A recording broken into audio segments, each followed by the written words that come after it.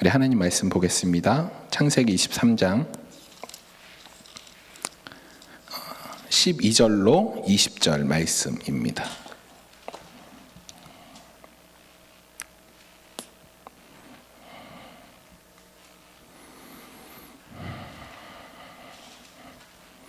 창세기 23장 12절로 20절 말씀 우리 한 절씩 교독하도록 하겠습니다.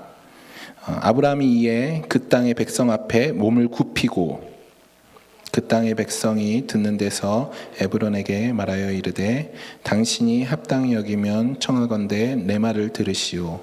내가 그 밭 값을 당신에게 주리니 당신은 내게서 받으시오.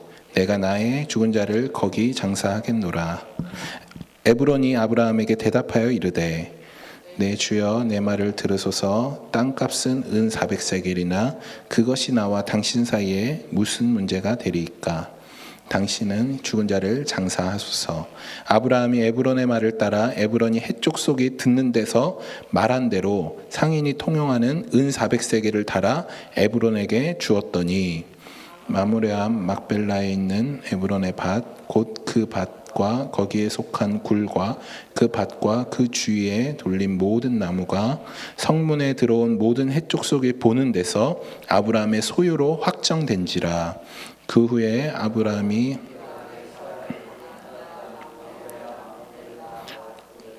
장사했더라. 마므레는 곧 헤브론이라. 이와 같이 그 밭과 거기에 속한 굴이 해쪽 속으로부터 아브라함이 매장할 소유지로 확정되었더라. 아멘. 네. 제가 이렇게 성경을 읽는 게 너무 많아서 사실은 오늘 본문은 계속 다 한 장씩 하고 있거든요. 22장 지난주에 1절부터 19절까지 했기 때문에 오늘은 22장 20절부터 23장 20절 마지막 절까지 오늘 다 포함이 되어 있습니다. 제가 소망하는 거는 여러분들이 꼭 말씀을 듣고 꼭 읽어보셨으면 좋겠어요. 이 성경을. 다들 읽고 계시죠? 네. 이렇게 조용하시면 안 되는데. 오늘은 22장 후반부터 23장까지 여러분과 함께 나누도록 하겠습니다. 나그네의 삶이라는 주제를 가지고 여러분과 함께 나누려고 합니다. 오늘은 창세기 18번째 시간입니다. 벌써 18번째까지 왔는데 저는 창세기를 개인적으로 하면서 굉장히 너무 좋습니다. 여러분들이 이제 저한테 이제 그냥 듣기만 하셔서 그렇지만 저는 이 창세기를 예를 들어 설교를 오늘 23장을 하면 이 23장을 최소한 한 20번은 읽는 것 같아요. 이것만. 그러니까 이렇게 계속 읽고 묵상하니까 저한테는 얼마나 은혜가 되겠어요. 그렇죠? 여러분들에게도 그 은혜가 동일하게 있기를 소망합니다. 이렇게 말씀을 묵상하고 깨닫고 읽고 하면서 내 안에서 계속 말씀이 넘쳐날 수 있게. 그래서 우리가 밥심으로 산다 그러잖아요. 아니, 밥심이 아니라 이 말씀의 힘으로 살아갈 수 있기를 소망합니다. 그것이 여러분들을 살리는 것이에요. 무엇이 여러분을 살리냐면 말씀이 여러분들을 살립니다. 꼭 기억하시고 이 말씀을 곱씹기를 소망합니다. 원래 이거 오늘 내용이 없는 건데 이 말씀만 드릴게요. 시편 1편에서 이 말씀이 나와요. 복이 있는 사람은 악인의 길을 쫓지 않고 이제 의인의 자리에 서고 이런 내용이 나오면서 여호와의 말씀을 주야로 묵상하는 자도다라고 나와 있거든요. 묵상하는 자다라고 할 때 이 묵상이라는 게 우리가 흔히 얘기할 때 묵상은 그냥 말씀 여러 번 보고 그냥 마음에 새기고 막 이런 걸로 우리가 이해되잖아요. 묵상이라는 것이.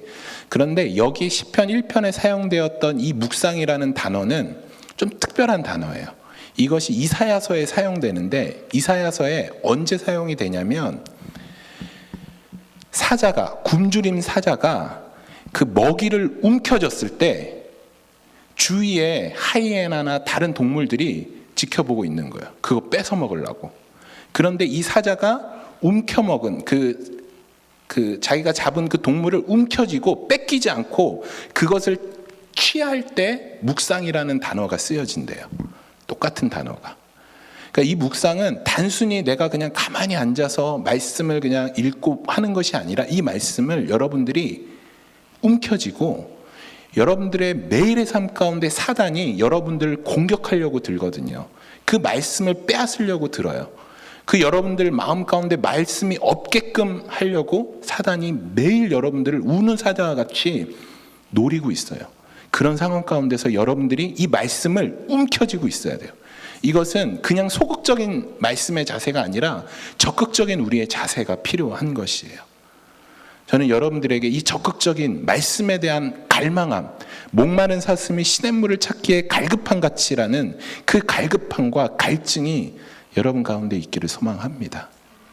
네, 말씀으로 살아야 됩니다. 네, 빨리 나가겠습니다. 시간이 없는데. 네. 오늘 보면은 창세기 22장이랑 23장이 이제 연결이 되는데 지금 계속 다 연결이 되는 창세기 장면인데 22장에 아브라함이 이삭을 하나님 앞에 멋지게 바칩니다. 그리고 하나님으로부터 인정을 받아요. 네가 나를 드디어 경외하는 줄 내가 알겠다라는 칭찬을 받게 됩니다. 이제야 비로소 인정함을 받게 돼요. 그런데 그렇게 인정함을 받고 오늘 본문에서 사라가 죽게 돼요.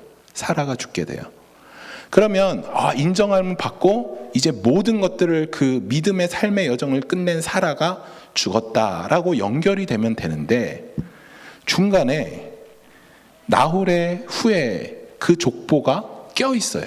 성경에. 그냥 넘어가면 되는데 이 나홀의 족보가 왜 껴 있을까? 이 성경에.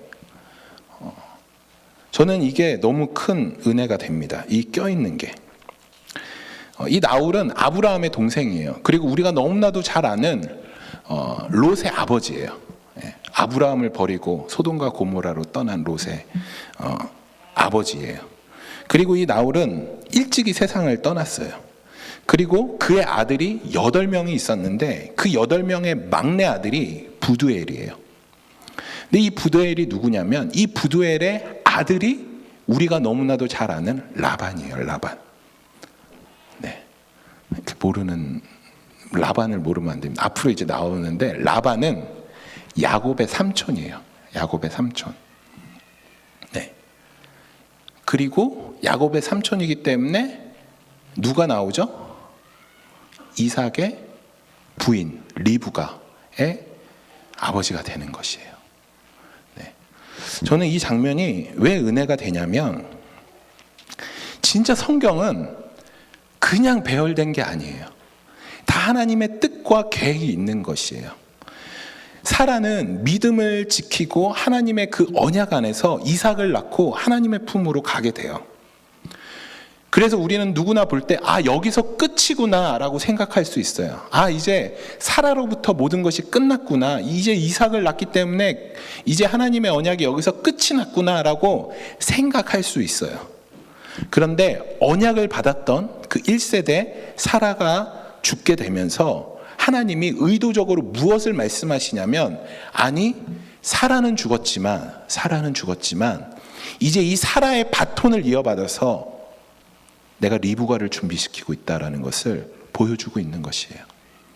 그래서 그 22장의 엄청난 그 아브라함의 고백과 이제 23장에 그 사라의 죽음 그 가운데 하나님이 의도적으로 리브가를 등장시키고 있는 것이에요. 리브가를 통해서 사라로부터 이어내려오는 그 하나님의 언약을 이제 리브가에게 바톤을 터치하는, 그래서 22장의 가장 중요한 단어, 아브라함이 하나님을 고백할 때 여호와 이레라고 고백하거든요. 이 여호와 이레는 준비하시는 하나님이세요. 그래서 이 마지막 무엇을 최종적으로 하나님이 또 준비하고 계시냐면, 하나님이 비록 사라는 죽지만 하나님이 그 사라 뒤에 이어질 리브가를 하나님이 준비하고 계신다라는 것을 하나님이 의도적으로 보여주시는 것이에요. 이것과 비슷한 이야기가 사사기에 등장을 해요. 사사기 21장은 이렇게 끝이 납니다. 그때 이스라엘의 왕이 없으므로 사람이 각기 자기의 소견대로 옳은 대로 행했다라고 끝이 나요. 그러니까 사사기에서 이렇게 이야기를 해요. 하나님 왕을 주시옵소서. 우리가 왕이 없으니까 내 마음대로 내 뜻대로 행합니다. 하나님 왕을 주시옵소서라고 하나님 앞에 질문으로 끝이 나요. 왕을 달라는 질문으로. 그래서 하나님의 대답으로 쓰여진 책이 무엇이냐면 사무엘서예요. 사무엘서. 그래서 사무엘서에서 하나님이 왕을 허락했다라는 것이에요. 사사기의 질문에서 사무엘서의 대답. 근데 여러분, 이 배열이 되게 의미가 있습니다. 사사기 다음이 뭐죠? 죄송합니다. 네, 룻기입니다. 사사기 다음이 룻기예요. 룻기 다음이 사무엘서예요. 그러면 사사기에 대한 대답이 사무엘서인데 그 가운데 왜 룻기가 있을까요? 역사상 가장 암흑한 시대를 사사시대라고 이야기해요. 가장 암흑한 시대. 죄악이 극에 달아서 가장 우리가 모든 사람들이 얘기할 때 가장 암흑했던 시기가 사사시대라고 우리는 이야기를 합니다. 모든 죄악이 차 있고 모든 사람이 하나님이 해야 할 역할들을 사람들이 행하고 있었습니다. 그 시대 때 하나님이 무엇을 하고 계셨나요? 그렇게 사람들이 죄악 가운데 있을 때, 그렇게 이스라엘이 하나님의 권위가 무너져서 정말로 그 땅바닥을 기고 있는 그 상황에서 하나님이 졸고 있으셨을까요? 하나님 뭐 하고 있었을까요? 그 대답이 룻기예요. 룻기. 룻기 1장 1절은 이렇게 시작합니다. 사사들이 치리하던 때에 그 땅에 흉년이 들었더라. 이거는 의미가 있어요. 사사들, 이 사사시대, 암흑기 때, 죄악이 가득한 시기 때 흉년이 들었다라는 것은 그냥 자연적인 흉년이 아니라 죄악으로 인한 흉년, 하나님이 의도적으로 흉년을 들게 하셨다라는 것이에요. 그때 그렇게 암담하고 죄악으로 아무런 소망이 없는 그 땅 가운데서 하나님이 하신 일을 룻기서에서 기록하고 있어요. 그 대답이 룻기 4장 18절 22절 말씀이에요. 베레스의 계보는 이러하니라. 베레스는 헤스론을 낳고 헤스론은 람을 낳고 람은 아미나답을 낳고 아미나답은 나손을 낳았고 나손은 살몬을 낳았고 살몬은 보아스를 낳았고 보아스는 오벳을 낳았고 오벳은 이새를 낳았고 이새는 다윗을 낳았더라. 여러분, 하나님이 그냥 가만 계시지 않았어요. 여전히 이스라엘은 죄악 가운데 있었지만 하나님의 일은 하나님이 하셨어요. 그 죄악 가운데서, 그 이스라엘이 땅바닥을 기는 그런 상황 가운데서 하나님이 무엇을 했냐면 이스라엘 역사상 가장 위대한 왕인 다윗 왕을 준비시키고 계셨어요.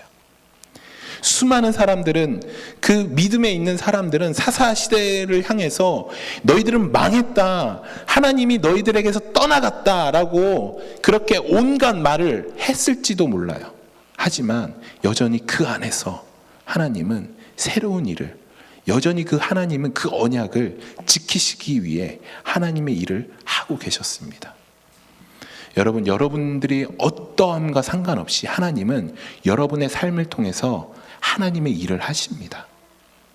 그걸 믿으시기를 바라요. 그래서 내가 쓰러졌지만, 내가 실패했지만, 내가 여전히 오늘도 죄악 가운데 있지만 내가 다시 일어설 수 있는 힘은 여전히 하나님은 여러분들을 통해서 그 언약을 하나님께서 성실하게 신실하게 이루고 계신다라는 것을 여러분들이 기억하시기를 소망합니다. 그것이 바로 창세기 22장 후반절에 나오는 나홀의 족보예요. 여전히 하나님은 하나님의 사역을 하시는, 하나님의 일을 하시는, 내가 살아는 죽지만 그리고 나는 계속해서 리브가를 준비시키고 있다라는 것을 우리에게 의도적으로 말씀하고 있는 것입니다. 오늘 본문 23장 1절을 보면 사라가 127세에 길앗 아르바에서 죽게 됩니다. 이때 아브라함 나이가 137세였어요. 137세. 그리고 아브라함은 이후로 38년을 더 살아요. 그러니까 아브라함이 이제 다음 장에서 죽게 되는데 175세에 이제 죽게 됩니다.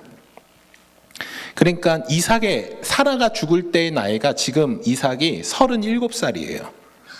그러니까 이삭이 이제 3년 뒤에 40살 되던 해에 리브가를 만나서 결혼을 하게 되거든요. 그리고 60살에 이삭이 60세에 야곱을 낳게 돼요. 그러니까 아브라함과 이삭은 75년을 함께 더 살게 돼요. 그리고 야곱과도 15년을 같이 살게 됩니다. 여러분 한번 상상해 보세요. 아브라함과 한 장막에서 이삭과 야곱이 함께 살아가고 있어요. 이삭과 야곱은 무엇을 배울까요? 아브라함의 삶을 통해서 펼쳐진 그 하나님과 동행하는 삶을 아마 배우게 될 것이에요. 그리고 아브라함이 경험한 그 하나님을 이삭과 야곱에게 나누어 주었을 것이에요. 우리가 그것을 무엇으로 알 수 있냐면 오늘 본문 2절에 아브라함이 이런 고백을 합니다. 나는 나그네요 거류하는 자다라고 고백을 해요. 자신을 나그네라고 표현해요. 자신을 객이라고 표현을 해요. 그런데 재밌는 것은 야곱이 창세기 47장 9절에 가면 바로왕 앞에서 똑같은 고백을 해요. 나는 나그네의 삶을 살았다 라고 고백을 해요. 저는 이 아브라함이 정말 하나님과 동행하는 삶, 그것을 자기의 후손들에게 잘 전해줬다라고 생각을 합니다.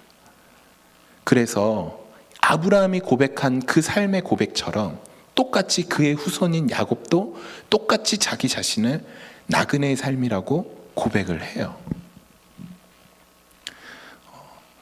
여러분은 어떤 유산을 자녀들에게 나눠주시겠어요? 저는 자녀 교육이 정말 중요하다고 생각합니다. 근데 제가 정말 가슴 아픈 건 제가 제 아내한테도 그런 얘기를 했어요. 우리가 자녀들을 너무 우상시하고 있다라는 생각이 든다고. 우리가 이 자녀들을 정말 세상에서 훌륭한 사람으로 키우기 위해서 정말 온갖 애를 쓰고 있다라고. 그런데 정작 중요한 정말 이 신앙 안에서 이 아이를 어떻게 키울지에 대한 고민을 우린 전혀 하지 않는다. 이런 생각이 들더라고요.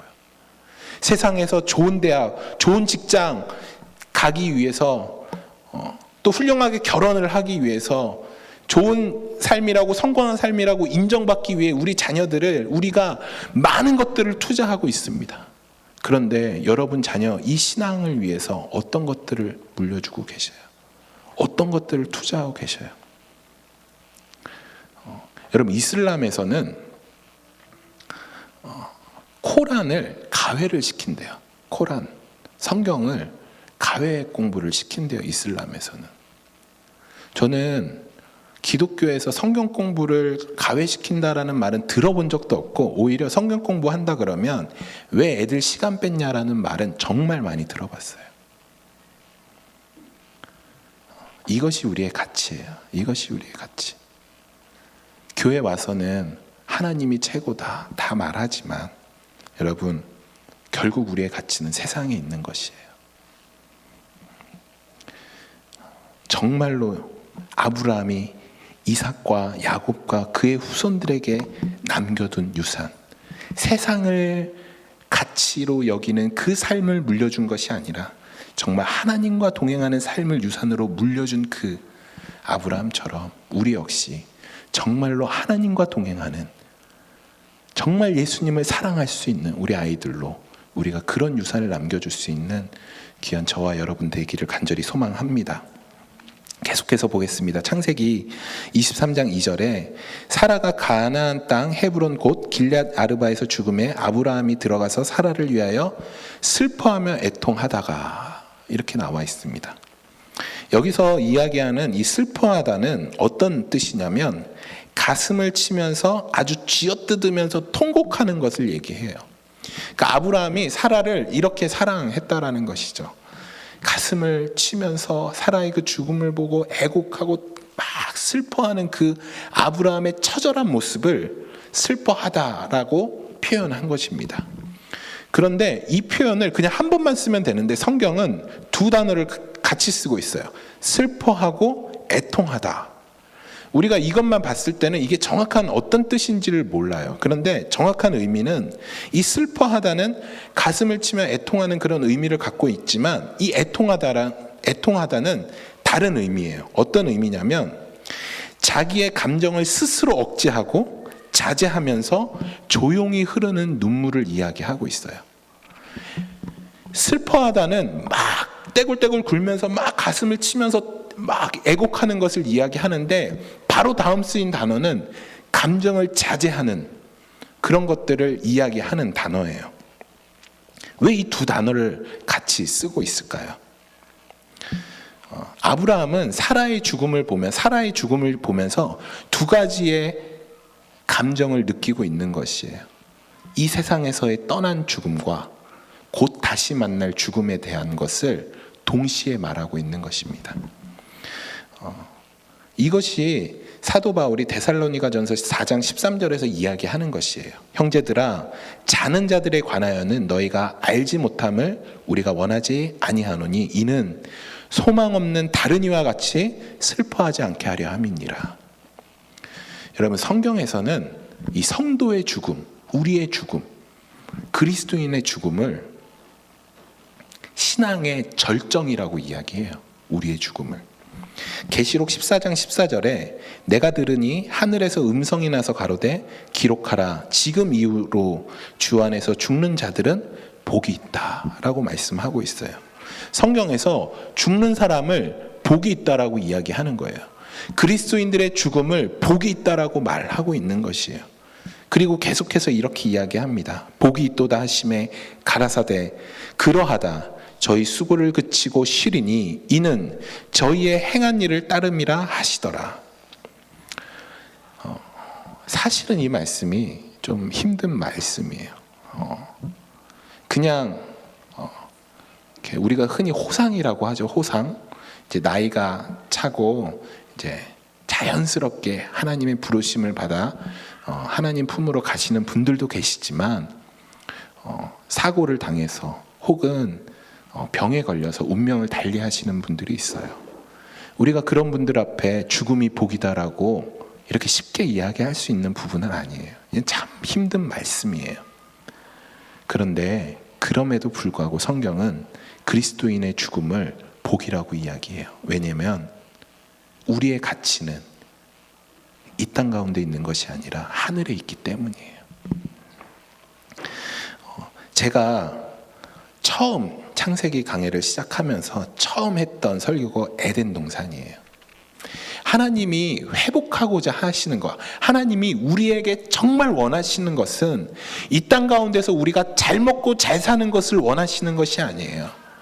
하나님은 여러분들이 이 땅 가운데서 하나님의 나라를 체험하고 이제 그 체험만으로 끝나는 것이 아니라 그 하나님의 나라 에덴 동산이 이 땅 가운데서 이루어져서 여러분과 더불어 하나님이 화평케 되는 그 일을 하나님이 기대하고 원하시는 것이에요. 우리는 이 땅 가운데 소망이 있는 사람들이 아닙니다. 우리는 우리의 목표가 이 땅에서 잘 먹고 잘 사는 데 있는 것이 아니에요. 아브라함이 고백한 것처럼 우리는 이 땅을 그냥 지나쳐가는 사람이에요.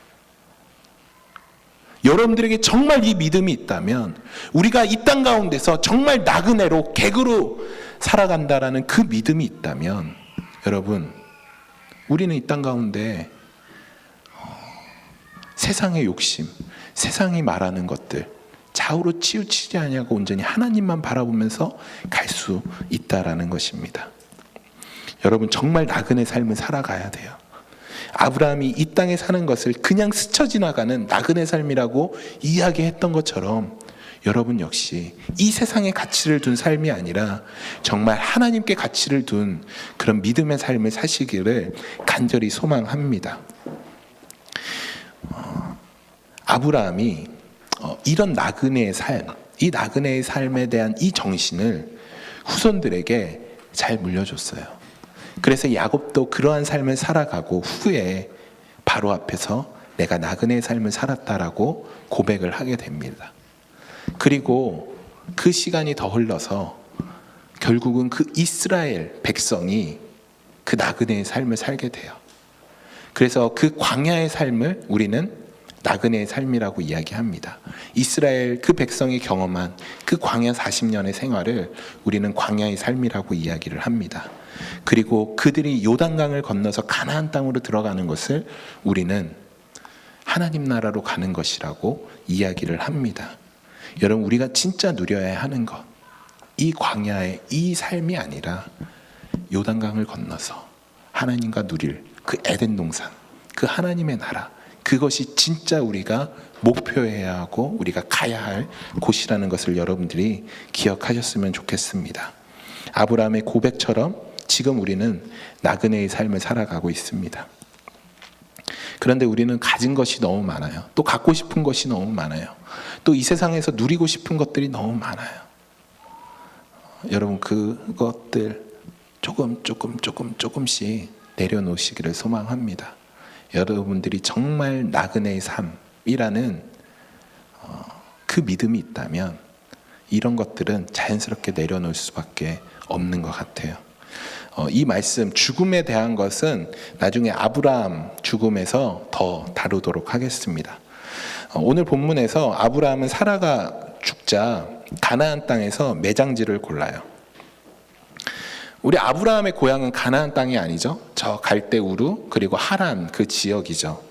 그런데 24장에 보면 아브라함은 그 이삭의 아내를 고르기 위해서 자신의 종을 고향으로 보내요. 그래서 그 고향 땅에서 며느리를 찾으려고 해요. 그런데 우리 이 고대 아브라함, 고대 시대를 살았던 이 아브라함이 자기가 죽어서 고향 땅에 묻히고 싶은 생각이 없었을까요? 자기 아내, 사랑하는 아내 사라가 죽어서 그 사라를 고향 땅에다가 묻히고 싶은 마음이 없었을까요? 지금도 많은 어르신들이 고향 땅에 묻히기를 간절히 소망합니다. 그렇게 자기 아들, 며느리를 고향 땅에서 찾아올 정도의 그런 열정이 있었는데 아브라함은 그 사라의 매장지를 고향 땅에서 찾지 않고 그 가나안 땅, 자기가 객으로 머무는 이방인, 그 나그네로 머무는 그 가나안 땅에서 매장지를 찾게 됩니다. 이 매장지, 가나안 땅에서 매장지를 찾았다라는 것은 아브라함이 이렇게 고백하는 것이에요. 나는 하나님의 약속을 믿습니다. 하나님이 이 땅을 나에게 줄 것이라는 그 약속을 믿습니다 하고 믿음의 선포로 그 가나안 땅, 막벨라 굴, 그것을 매장지로 삼았다라는 것입니다. 아비멜렉과 언약을 맺고 그 땅 가운데 에셀나무를 심으면서 하나님을 예배했던 그 아브라함, 그것과 똑같이 막벨라 굴을 산 그 사라의 매장지를 그 땅 가운데 산 것은 아브라함의 이런 신앙 고백인 것이에요. 아직은 자신의 땅이 되지 않았지만 하나님께서 주시겠다고 그 약속하신 그 땅, 결국은 우리가 살아가는 그 땅 가운데 하나님의 나라가 이루어질 거라는 그 믿음의 선포를 아브라함이 지금 하고 있는 것이에요. 여러분도 여러분 삶 가운데 이 믿음의 선포를 하시기를 소망합니다. 사단 가운데, 이 세상 가운데 여러분이 아브라함처럼 에셀나무를 심으며 여호와의 이름을 불렀던 것처럼 사라의 죽음으로 그 매장지를 그 고향 땅에서 찾지 아니하고 그 가나안 땅에서 사면서 그 땅 가운데 이곳은 하나님이 나에게 주신 땅이다라고 선포했던 것처럼 여러분들 역시 이 세상 가운데 나는 하나님의 백성이다라는 것을 선포하셔야 돼요. 정말 선포하셔야 됩니다. 여러분, 이런 아브라함의 이 선포가 영향력이 있었어요. 그 땅의 거민들이 아브라함을 향해서 이렇게 이야기합니다. 우리 가운데 있는 하나님이 세우신 지도자라고 아브라함을 높여서 불려요. 그리고 이 말씀을 70인역에서는 어떻게 이야기하냐면 아브라함을 향해서 우리 중 하나님께로부터 오신 왕이라고 아브라함을 그렇게 존중하며 높이며 그렇게 불러요. 여러분, 아비멜렉도 아브라함을 보면서 하나님과 함께하는 사람이라고 고백했어요. 그 아비멜렉뿐만 아니라 그 지역에 있는 사람들이 아브라함을 향해서 당신은 하나님으로부터 오는 왕입니다. 당신은 하나님이 세우신 지도자입니다. 이런 말을 들었다라는 것이에요. 이것이 바로 아브라함의 삶 속에서 하나님의 이름을 드러낸 결과인 것이에요. 여러분들이 거한 곳에서 여러분들은 어떤 평가를 받고 있으셔요? 제가 여러분들에게 여러분들이 거한 곳에서 저 예수님 믿어요, 예수님 믿어야 돼요 라고 말하라는 것이 아니에요. 여러분, 재미난 통계가 있는데 천주교와 기독교 그 신앙 분포를 조사해봤어요. 그런데 많은 사람들이 천주교 쪽으로 옮겨간대요. 제가 이찬수 목사님 설교를 듣다가 듣게 된 내용인데, 예전에 교황이 우리나라를 방문한 적이 있어요. 교황이 방문해서 그 교황이 가장 많이 한 언어가 무엇인가를 쫙 뽑았대요. 가장 많이 한 단어 1위가 뭐냐면 사랑이에요. 교황이 와서 가장 많이 한 단어 1위가 사랑, 두 번째가 한국, 그리고 그걸 10위까지 쫙 매겼대요. 그런데 그 단어 중에는 예수님이라는 단어가 하나도 없어요. 그래서 이찬수 목사님이 이렇게 생각했대요. 아니, 예수님의 종, 하나님의 종으로 왔으면 예수님을 얘기해야 되는 거 아니야? 어떻게 예수님에 대한 얘기를 하나도 안 했어? 이렇게 생각을 하셨대요. 그런데 그러고 나서 또 조사를 해봤대요. 그러니까 종교를 이제 옮기는, 어디로 가장 많이 사람들이 종교를 옮길까, 이거를 이제 리서치 조사에서 했는데 가장 많은 수가 천주교로 옮기더래요. 기독교는 성장이 거의 멈췄고 천주교에 많은 사람들이 몰리는 거예요. 목사님이 내린 결론은 이거예요. 수많은 기독교인들이 지하철에서, 길거리에서 예수님을 외치고 천당, 예수 천당 불신지옥이라고 외치고, 수많은 사람들이 입에서 예수 예수, 기독교인들의 입에서 예수 예수 이름이 나오지만 그들의 삶 가운데 하나님이 보이지 않기 때문에 기독교가 망해가는 거예요. 여러분들이 삶 속에서 누구나 예수님 믿는 거 다 알아요. 많은 사람들이 교회는 안 다녀도 예수님이 어떤 분이라는 것은 다 알고 있어요. 우리가 굳이 예수님이 어떤 분이다라는 것을 입으로 굳이 말할 필요 없어요. 말하지 않으셔도 돼요. 하지만 이 아브라함처럼 굳이 말하진 않지만 여러분들이 하나님의 영광을 위해 살아가고 예수 그리스도의 그 복음 가운데 살아간다면 여러분 삶 가운데서 내가 감추고 싶어도 예수 그리스도의 향기가 드러나게 될 것이에요. 여러분, 예수님 괜히 막 말하고 다니면서 삶 엉망으로 사는 것보다 그냥 말 안 하고 다니시는 게 나아요. 여러분 삶 속에서 제가 아까 서두에 얘기한 것처럼 그 말씀이 내 안에 들어와서 그 말씀으로 내가 살게 될 때 자연스럽게, 이 아브라함처럼 자연스럽게 여러분 삶 가운데 예수 그리스도의 향기가 드러나고, 그래서 여러분들의 삶을 통해서 많은 사람들이, 주위에 있는 많은 사람들이 하나님께 영광을 돌리는 일들이 일어나게 될 것입니다. 저는 그래서 여러분들이 이런 칭찬을 받았으면 좋겠어요. 이 아무개는 하나님이 함께 하시는 사람 같아. 이런 칭찬이 여러분 삶 가운데 들려지기를 간절히 소망합니다. 이렇게 햇사람의 도움으로 그 땅을 사게 돼요. 그 에브론이라는 사람에게서 그 아브라함이 땅을 사게 됩니다. 근데 그 땅을 400세겔이나 주고 사게 돼요. 400세겔. 처음에 공짜로 주겠다 그래요. 이 에브론이. 공짜로 주겠습니다 했는데, 제가 보니까 이 사람이 전문가 같아, 전문가. 공짜로는 주겠는데 하여튼 이 땅 값은 400세겔인데 공짜로 줄게요, 이렇게 얘기해요. 그러니까 아브라함이 400세겔을 주고 이 땅을 사요. 여러분, 400세겔이 우리가 잘 모르는데 이 당시에 1년, 일반 사람 1년 수입이 5세겔에서 10세겔이래요.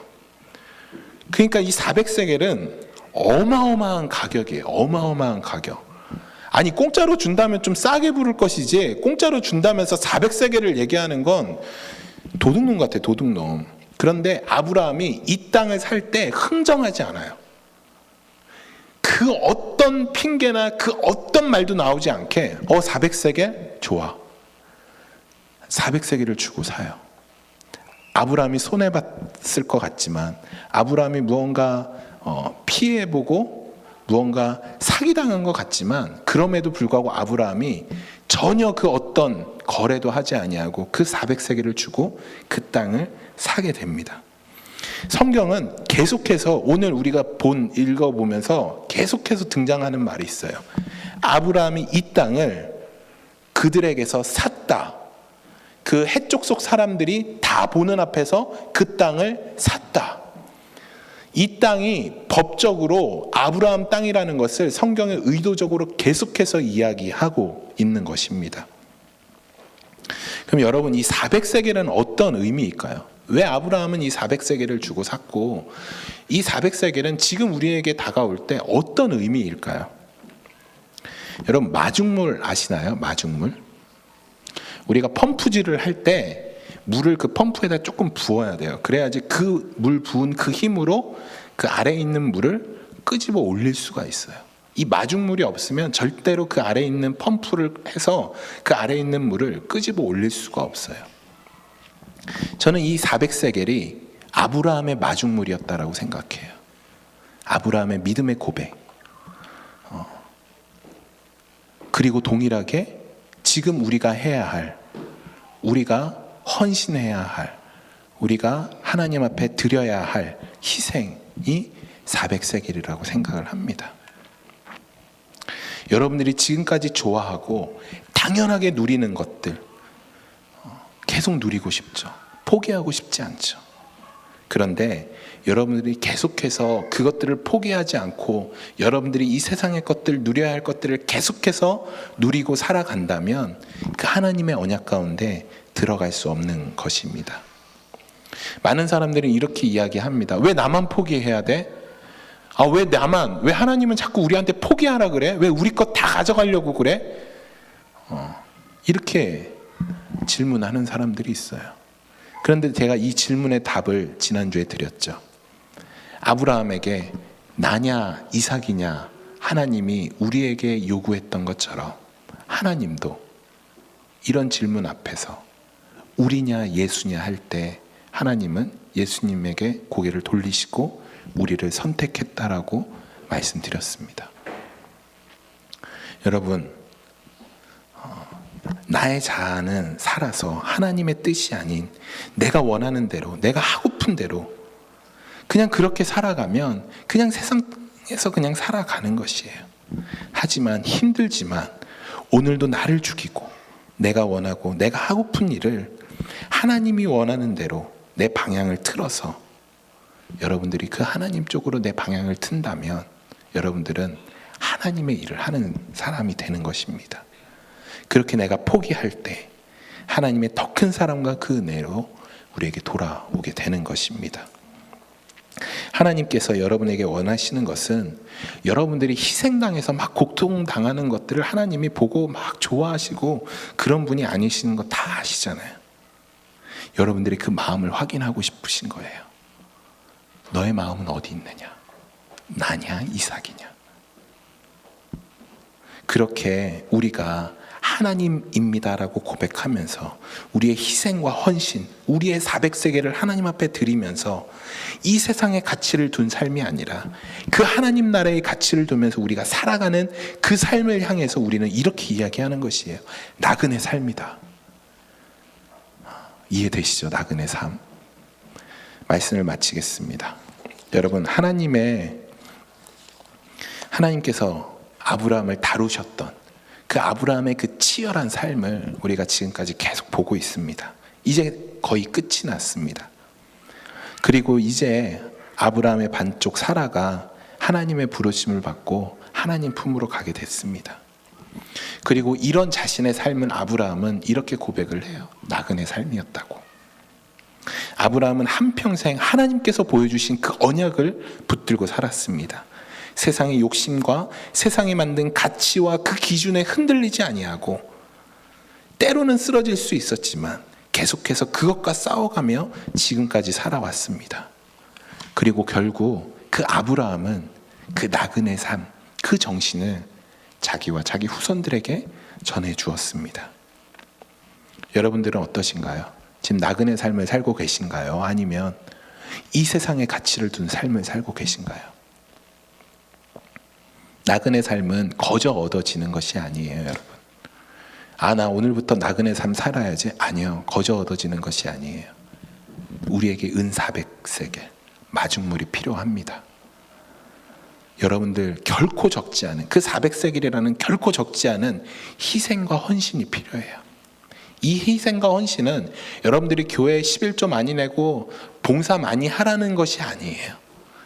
이 희생과 헌신, 이 400세겔은 여러분들 매일의 삶 가운데 여전히 살아 숨쉬는, 여전히 내가 왕이다라고 외치는 이 나의 삶, 나를 죽이고 온전히 하나님께 나의 방향을 튼 내 안에, 그래서 예수 그리스도가 날마다 내 삶 가운데 살게 하시는 그런 치열한 싸움이 바로 이 마중물이며 이 400세겔이며 이것이 바로 하나님과 동행하는 삶인 것입니다.